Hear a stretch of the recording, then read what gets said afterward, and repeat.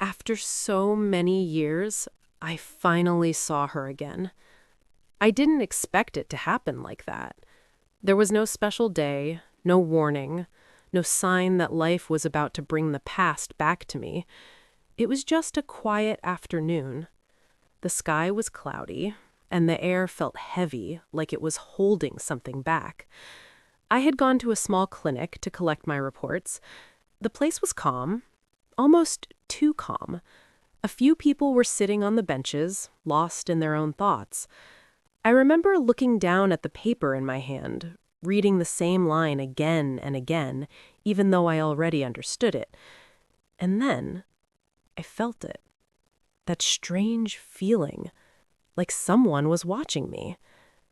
I slowly looked up, and that's when I saw her. At first, my mind refused to believe it, because time changes people. It softens some faces, hardens others.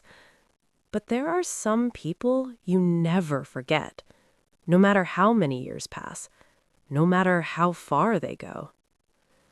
Aisha, I whispered, though no sound came out. She was standing near the door, holding a small bag in her hands. Her hair was tied back simply. Her face looked thinner, quieter. But it was her. It was my Aisha, my sister, my Aisha. For a moment, I couldn't move. All those years, all those memories, they didn't come rushing back loudly.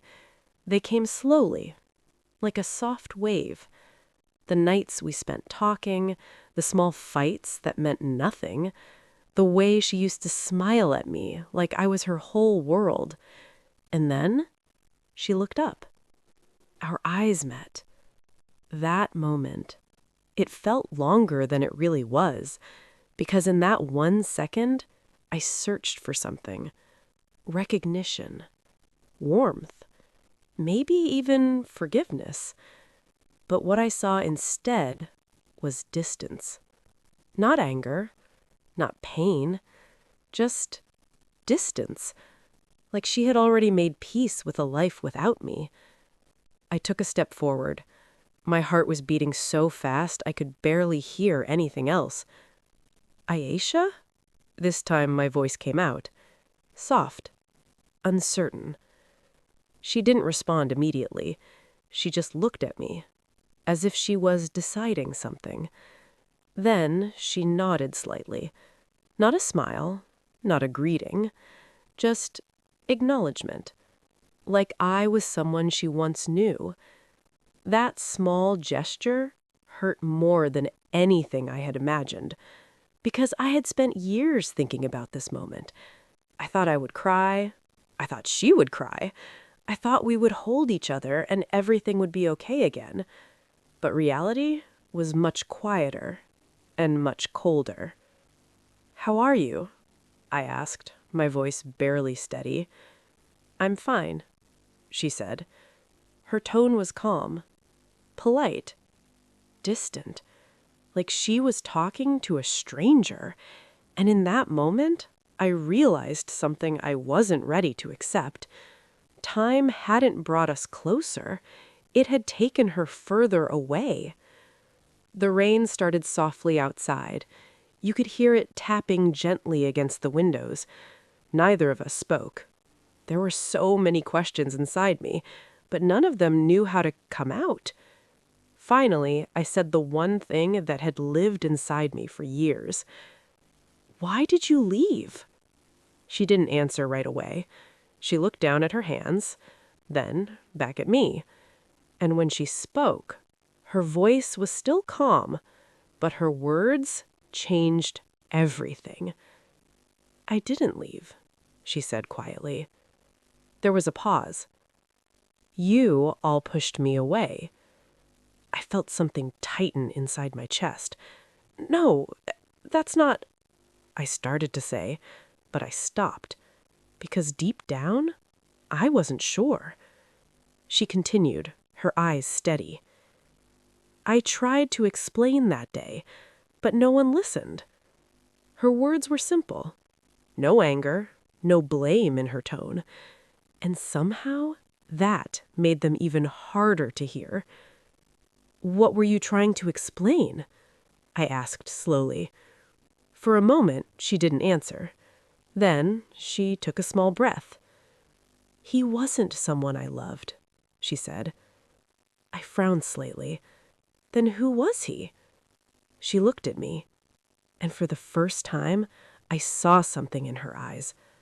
Not anger, not distance, but something deeper, something she had carried alone for a long time. "He was helping me," she said. "With what?" I asked. There was a silence, the kind that feels heavy, the kind that prepares you for something you don't want to hear. Then she said it. "I was sick." The words were soft, but they felt loud inside my mind. "Sick? What do you mean?" I asked, my voice almost breaking. She looked away, toward the rain outside. "I didn't want to tell anyone. I thought it would pass." My hands felt cold. "And him?" I asked quietly. "He was a doctor," she replied. Everything inside me went still. A doctor, not a secret lover, not a betrayal, just someone helping her. And suddenly, the past didn't look the same anymore. All those years, all that silence, all that pain, it had been built on something that wasn't even true. I swallowed slowly. "Why didn't you tell me?" This time, she looked directly at me, and her answer came without hesitation. "I tried." Those two words, they stayed in the air between us, heavy, unavoidable. And for the first time in years, I felt the full weight of what I had done. I tried. Her words didn't leave the room. They stayed there, between us. I wanted to respond. I wanted to say something, anything. But nothing came out, because deep down, I knew she was telling the truth. And that truth was heavier than anything I had imagined. The sound of rain grew a little stronger outside. People moved in and out of the clinic, but everything around me felt distant, like the world had stepped back, just to let this moment happen. I took a slow breath. "Aisha," I said, my voice softer now, "tell me what happened that day." She looked at me quietly. For a moment, I thought she might refuse. After all, she had every reason to. But then, she nodded. And just like that, we both went back in time. "It started a few months before I left," she said. Her voice was calm, steady, but I could feel the weight behind every word. "I had been feeling weak," she continued, "tired all the time, even when I hadn't done anything." I listened without moving. "I thought it was nothing at first," she said, "but it kept getting worse." I closed my eyes for a second. I tried to remember, and slowly, I did. The quiet dinners, her pale face, the way she would sit without speaking. I had noticed, but I never asked the right questions. "I didn't want to worry anyone," she said. That sounded like her. Always thinking about others, always staying quiet even when she needed help. "So I went to the clinic alone," she continued. "That's where I met him." "The doctor?" I asked. She nodded. "He ran some tests," she said, "and told me I needed treatment." My chest tightened. "Was it serious?" I asked. She didn't answer immediately, and in that silence, I understood enough. "I was scared," she said softly. That was the first time her voice changed, just a little. "I didn't know how to tell anyone," she continued. I didn't want to see that worry on your faces. I felt something break inside me, because I knew that feeling, that quiet fear you carry alone because you think it's easier that way. So I kept going to see him, she said. Regular checkups, tests. I nodded slowly. And someone saw you, I said. She looked at me. Yes. That one word connected everything. I remembered that evening clearly now. Our father's voice. Sharp. Filled with anger. Tell me the truth, he had said. I remembered the way Aisha stood there. Quiet. Afraid. And me? Standing beside him. Not beside her. He came home angry, she said. He didn't ask me gently. He didn't try to understand. Her eyes didn't leave mine. He already believed something else. I swallowed hard. And I whispered. She didn't interrupt. She didn't need to. Because we both knew. I thought I was doing the right thing, I said slowly. My voice felt heavy. I thought I was protecting the family. The words sounded empty now. Weak. I asked you to tell the truth, I continued, but I didn't actually listen to you. She stayed quiet. And that silence said more than anything else. I tried to explain, she said gently. I told you I was seeing a doctor. I shook my head slightly. You didn't believe me, she finished. No anger, no accusation, just truth. The memory hit me all at once. I remember, I said. You said it, but I thought it was an excuse. My throat felt tight. I thought you were hiding something. Aisha looked down at her hands. And that's when I understood, she said softly. Understood what? I asked. That no one was really listening. The rain outside turned heavier. It sounded like a quiet storm now. Inside me, it felt the same. I stayed in my room that night, she said. I kept thinking maybe tomorrow would be better. I closed my eyes. I remembered that night too. I didn't go to her. I didn't knock on her door. I told myself she needed time. But the truth was, I didn't know how to face her. But the next morning, she continued, her voice became even quieter. I realized nothing was going to change. I opened my eyes slowly. And so you left, I said. She nodded. I didn't want to, she added. That hurt more than anything. I waited, she said. I hoped someone would come to me and just ask me calmly. Her eyes met mine again. Even you. I felt my chest tighten. Because I didn't go. I didn't ask. I didn't listen. So I left, she said simply.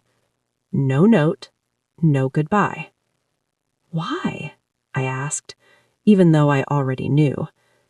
Because it wouldn't have mattered. And again, she was right. For a moment, neither of us spoke. The years between us felt very real now. Not empty, not silent, but filled with things we never said. What happened after that? I asked slowly. She took a small breath. I continued my treatment. Alone. That one word echoed inside me. Alone. I got better, slowly, she continued, but something had already changed. I looked at her. You mean us? I asked. She didn't answer directly, but she didn't need to. I stopped expecting anything from anyone, she said. I learned how to take care of myself. There was no pride in her voice, just acceptance. And that's when I understood something painful. She didn't become distant because she wanted to. She became distant because she had no choice. "I looked for you," I said suddenly. The words came out before I could stop them. Her expression didn't change. "When?" she asked. I hesitated. "After some time," I admitted. "How much time?" she asked gently. I couldn't answer, because the truth was, too much time had passed. She gave a small nod, and that nod carried years of quiet understanding. "I'm not blaming you," she said. That surprised me. "I'm not angry anymore." That hurt even more, because anger at least means something is still alive. But this calm distance, it felt final. "I just learned to live without you," she said. Those words stayed with me. Heavy, quiet, unavoidable. And in that moment, standing in that small clinic, with the sound of rain surrounding us, I realized something I had never fully accepted before. I didn't lose her the day she left. I lost her the day I chose not to listen. "I just learned to live without you." Her words didn't sound harsh. They weren't meant to hurt me, but they did. Not loudly, not suddenly. They sank in slowly, like something heavy settling deep inside my chest. For a moment, I couldn't look at her. I looked at the floor instead, at the faint marks on the tiles, at the small drops of water people had brought in from the rain. Anything except her. Because looking at her meant facing something I had avoided for years. The truth. "I didn't know," I said quietly. It sounded like an excuse, even to me. She didn't respond, so I continued. "If I had known you were sick, I would have—" "You would have what?" she asked softly. Her voice wasn't sharp, but it stopped me, because I didn't have a real answer. What would I have done? Would I have believed her? Would I have stood beside her? Or would I still have doubted, the same way I did back then? "I don't know," I admitted. And for the first time, I felt honest. The silence between us wasn't empty anymore. It was full of things we were finally starting to see clearly. "I missed you," I said after a while. The words felt small compared to everything else, but they were real. "I thought about you all the time." She looked at me. Not with warmth, not with anger, just listening. "I kept thinking one day you would come back. I thought maybe you just needed space." I let out a slow breath. "I didn't realize you left because of us."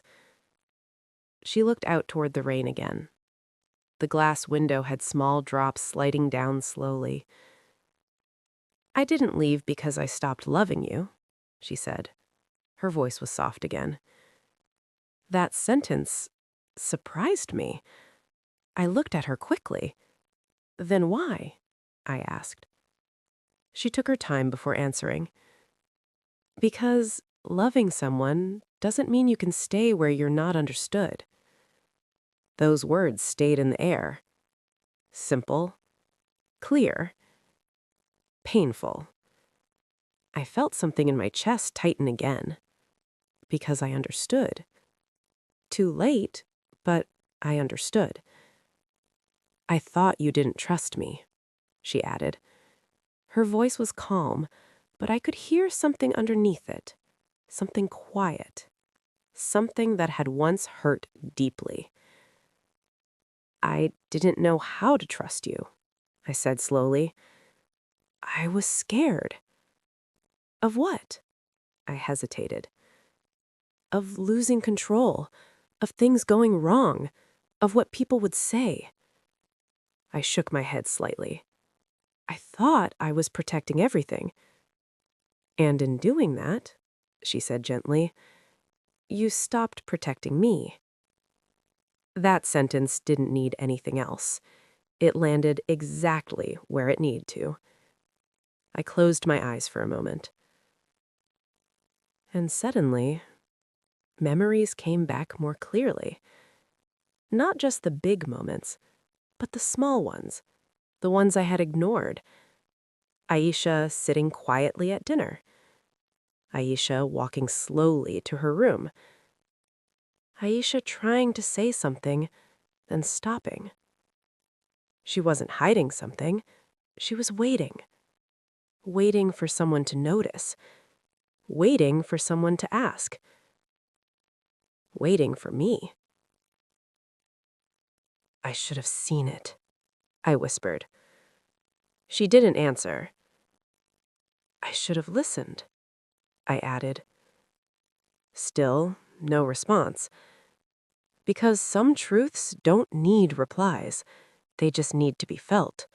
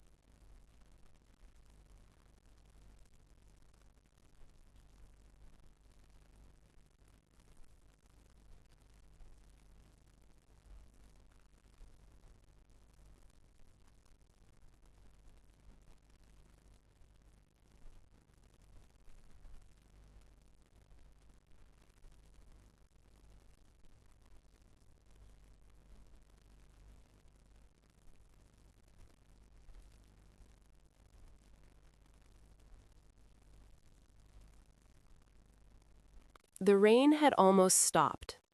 Only a few drops were falling now, slow and quiet, like the sky was tired. People around us began to leave the clinic one by one. Chairs scraped softly against the floor. Doors opened and closed. Life was moving again, and for the first time in years, so were we. "Are you leaving?" I asked gently. Aisha nodded. Yes. She adjusted the strap of her bag on her shoulder. For a second, I felt that old fear again, the fear that she would walk away and disappear from my life all over again. "Can I walk with you?" I asked. The question felt small, but it carried everything inside it. She looked at me, not surprised, not uncomfortable, just thinking. Then she gave a slight nod. "Okay." We stepped outside together. The air felt fresh after the rain. Cool, quiet, clean. The road was still wet, reflecting the soft gray sky above us. For a moment, neither of us spoke. We just walked, side by side. Not too close, not too far. It felt unfamiliar, but not wrong. "I live nearby," she said after a while. Her voice broke the silence gently. "Oh," I replied. "That's good." I didn't know what else to say. Even simple conversations felt new again, like we were learning how to speak to each other from the beginning. There was a small park ahead. The trees were still dripping with rain. A bench sat under one of them, slightly damp, but empty. Aisha slowed down. "Do you want to sit for a bit?" she asked. I nodded quickly. "Yes." We sat down. A small distance between us. Not the distance of strangers, but not the closeness of sisters either. Something in between. Something careful. For a while, we just watched the quiet street. A child ran past laughing, his shoes splashing lightly in the water. A woman walked by holding an umbrella, even though the rain had almost stopped. Everything felt calm, almost peaceful. "I used to come here a lot," Aisha said softly. I looked at her. "Alone?" I asked. She nodded. "Yes." That word again. Alone. "It helped me think," she added. I nodded slowly. "I wish I had been there," I said.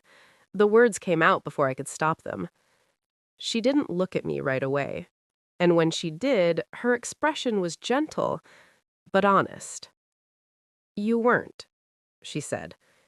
There was no blame, no sharpness, just truth. I nodded. "I know." The wind moved softly through the trees. A few drops fell from the leaves above us. "Did you ever think about coming back?" I asked carefully. She took her time before answering. "Yes," she said. My heart lifted slightly. "But not for long," she added. It dropped again. "Why?" I asked. She looked ahead, not at me. "At first, I missed everything," she said. "The house, the small things, you." Her voice softened slightly on the last word. But then I realized something. I waited. I missed what we used to be, not what we had become. That sentence stayed with me, because it was true, even for me. "I think I was holding on to that too," I admitted. "The past version of us." She nodded slightly. We sat in silence again, but this silence felt different. Not heavy, not uncomfortable, just quiet. "Aisha," I said after a while, "there's something I want to ask you." She turned her head slightly. "Hmm? Did you ever hate me?" The question felt difficult to say. She looked at me for a long moment, and then She shook her head. No. That surprised me. I was hurt, but I didn't hate you. Her voice was steady. I didn't understand why you didn't believe me. That part stayed with me for a long time. I nodded slowly.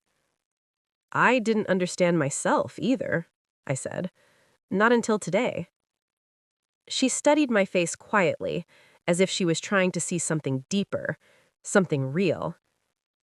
People make mistakes, she said, but not everyone takes responsibility for them. I looked at her. I'm trying to, I said. She gave a small nod. I can see that. Those words meant more than she probably realized. The sky began to clear slightly. A soft light started to break through the clouds. I should go, she said after a while. That familiar feeling returned. The quiet fear. Can I see you again? I asked carefully, hopeful, but not demanding. She stood up slowly, then looked down at me. Maybe. Not yes, not no, but it wasn't rejection either. That's enough for now, I replied. She gave a small, almost invisible smile. The first one. Small, but real. And then she turned and started walking. I watched her go, but this time it felt different. She wasn't disappearing. She wasn't being taken away by silence or misunderstanding. She was just leaving for now. And somehow, that felt okay. For the first time in years, I didn't feel like I had lost her. I felt like maybe, just maybe, I had found the beginning of something new. Something fragile. Something quiet. But something real. After that day, I didn't see her again immediately. Days passed. Then weeks. Life returned to its usual rhythm, but something inside me had changed. I started noticing things more. Small things. The silence in the house. The empty chair at the table. The way memories would come back. Without warning. But this time, I didn't push them away. I let them stay. I thought about Aisha often. Not with the same pain as before, but with something quieter. Something more honest. I stopped asking myself, why did she leave? And started asking, why didn't I listen? That question stayed with me. Every day. One evening, as I was sitting by the window, watching the sky slowly turn orange, my phone rang. I didn't recognize the number. For a moment, I almost didn't answer. But something told me to. Hello? I said. There was a pause. Then, a familiar voice. Hi. My heart stopped for a second. Aisha? I said softly. Yes. Just that one word. And everything felt still again. But not heavy this time. Just quiet. I hope I'm not disturbing you, she said. No, I replied quickly. You're not. There was a small pause, like both of us were choosing our words carefully. I was thinking, she said slowly, maybe we could meet again. I closed my eyes for a moment. Not to hold back tears, but to take in the moment fully. I'd like that, I said. And just like that, something gentle began again. We met a few days later. This time, it wasn't unexpected. There was no shock, no confusion, just two people choosing to be there. We sat in a small cafe. It wasn't crowded. Soft music played in the background. The kind you don't really notice, but somehow makes everything feel calmer. At first, we talked about simple things. Her work, my routine. Nothing too deep, nothing too heavy. But even in those small conversations, there was something new. We were listening. Really listening. Not interrupting, not assuming, not judging. Just hearing each other. And slowly, the space between us began to feel smaller. Not gone, but softer. "I still come to that park sometimes," she said. I smiled slightly. "I thought you might." She looked at me. "Why?"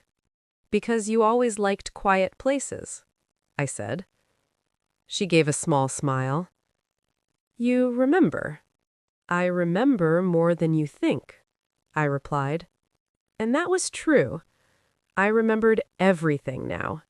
Not just the good parts, but the parts I had ignored before. "I was thinking," I said after a while. She looked at me. "Maybe we can take this slowly." She nodded. I think that's the only way it can work. There was no rush, no expectations, just time. And for the first time in years, time didn't feel like something I had lost. It felt like something I could still use. We started meeting once in a while. Not every day, not even every week, but enough. Sometimes we walked in the park. Sometimes we sat in silence. Sometimes we talked about the past. And when we didn't avoid it anymore. "I wish I had knocked on your door that night," I said once.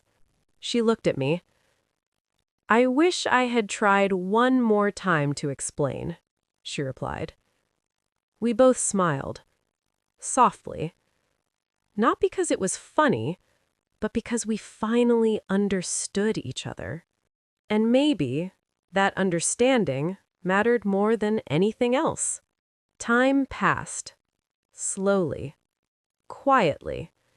And one day, as we were walking together again, I noticed something. The distance between us was no longer there. We weren't walking carefully anymore. We weren't choosing every word. We were just being. Not exactly like before, but not strangers either. Something new. Something real. "I'm glad we met again," I said. She looked at me. And this time, her smile was warm. "Me too," she said. And in that moment, I realized something important. We didn't fix the past. We didn't erase the pain. But we learned from it. We grew from it. And somehow, that was enough. Sometimes in life, we don't lose people because they leave. We lose them in small moments. Moments when we don't listen. Moments when we assume instead of understanding. And sometimes, we don't get a second chance. But when we do, it doesn't come with loud apologies or dramatic endings. It comes quietly, in small conversations, in careful steps, in simple moments of honesty. I used to think that fixing things meant going back to how they were. But now I know that's not how life works. You don't go back. You move forward. With truth, with understanding, with patience. And if you're lucky, you don't find what you lost. You build something new. Something softer. Something stronger. Something that finally understands the value of listening. And that made all the difference.